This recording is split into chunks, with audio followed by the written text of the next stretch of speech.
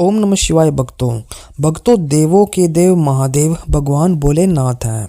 और भगवान भोलेनाथ जहाँ एक और अत्यंत क्रोधी स्वभाव के हैं, तो वहीं अत्यंत भोले होने के कारण बहुत ही जल्दी प्रसन्न होने वाले देवता भी भगवान भोलेनाथ हैं। इनका आशीर्वाद पाना आसान तो होता ही है, साथ ही ये भी माना जाता है कि इनकी कृपा जिस भी आदमी पर हो जाए उसके आसपास दुख और परेशानियां नहीं फटक सकती। अब ऐसे में सवाल उठता है कि महादेव हमसे खुश हैं या नहीं, उनकी कृपा हम पर हो रही है या नहीं, इस संबंध में कैसे पता लगाया जाए। बहुत से जो साधक हैं वो यही सोचते हैं कि हम भक्ति तो कर रहे हैं लेकिन हमारे साथ अच्छा कुछ भी नहीं हो रहा है, तो क्या हमारी भक्ति कबूल हो भी रही है या नहीं हो रही है, क्या भगवान भोलेनाथ हमसे खुश भी हैं या नहीं है।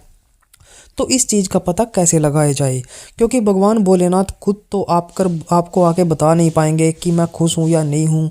भगवान भी आपको संकेत देते हैं और उन्हीं संकेतों को आपको पकड़ना होता है। तो आज मैं जिन संकेतों के बारे में आपको बताने वाला हूँ उनसे आप आसानी के साथ पता लगा सकते हैं कि भगवान भोलेनाथ की कृपा हमारे ऊपर है या नहीं।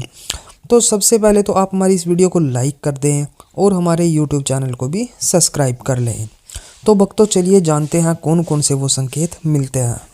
सबसे पहले तो जब हम भगवान भोलेनाथ की भक्ति करना शुरू करते हैं या फिर कोई मंत्र जाप शुरू करते हैं तो शुरू में हमें कुछ भी अनुभव नहीं होता, लेकिन जैसे जैसे हमारा साहस बढ़ता है और हम मंत्र जाप को काफ़ी आगे तक लेके जाते हैं या फिर अपनी भक्ति पूजा पाठ को काफ़ी आगे तक बढ़ाते हैं तो फिर हमें कुछ अनुभव होने शुरू भी हो जाते हैं। भगवान भोलेनाथ हमें अनुभव देते हैं, ऐसी बात नहीं है कि वो आपको अनुभव नहीं देते। जैसे जैसे आपका पूजा पाठ आगे बढ़ता है आपको अनुभव मिलने शुरू होते हैं। तो सबसे पहले तो जो आपके शरीर में दर्द होगा और वो दर्द किस जगह पर होगा वो मैं आपको बताता हूँ। जब आप मंत्र जाप करते हो तो कुछ दिन के बाद आपको ऐसा होने लगेगा कि जैसे आपके शरीर में एक अजीब सा दर्द हो रहा है और ये दर्द आपको अपनी रीढ़ की हड्डी में महसूस देता है। रीढ़ की हड्डी में जब आपको दर्द महसूस देगा आप ठीक से बैठकर मंत्र जाप नहीं कर पाओगे, आपको काफ़ी दर्द होगा, उठ के चलना भी मुश्किल होगा। अगर आपको अपनी रीढ़ की हड्डी में मंत्र जाप करते समय दर्द महसूस होने लग जाए और आपको बैठना भी मुश्किल लगे तो आप समझ लेना कि आप बिल्कुल सही लाइन में जा रहे हो, बिल्कुल सही दिशा में आपका मंत्र जाप जा रहा है। यह संकेत होता है भगवान भोलेनाथ का आप पर कृपा करने का। यह हो तो समझ लेना कि भगवान भोलेनाथ की कृपा आप पर होने वाली है। लेकिन ये जो दर्द होता है ये इतना भयंकर भी नहीं होता, ये होगा आपको पता चलेगा कि दर्द हो रहा है, ये आपको कुछ दिन में ठीक हो जाता है। शुरू में कुछ दिन होगा, जैसे 10 से 15 दिन लगातार होगा तो ये अपने आप सही हो जाता है, इसकी कोई इतनी बड़ी बात नहीं होती।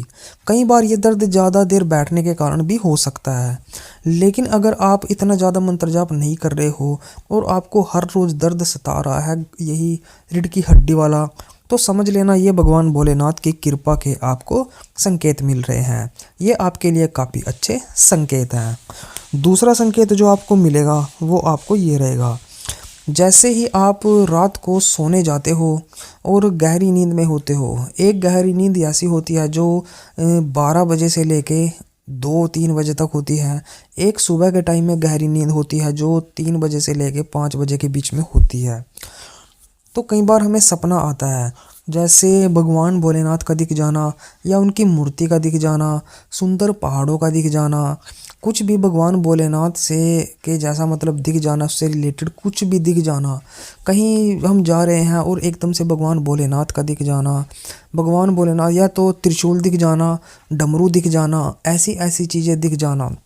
या फिर आप जैसे सो रहे हैं और सोते सोते ही आपको ऐसा लग रहा है कि जैसे आपके आसपास मंदिर की घंटियां बज रही हैं, गूंज रही हैं, सत्संग नगाड़े ये सब चल रहे हैं, तो ये भी भगवान भोलेनाथ की भक्ति के संकेत माने जाते हैं।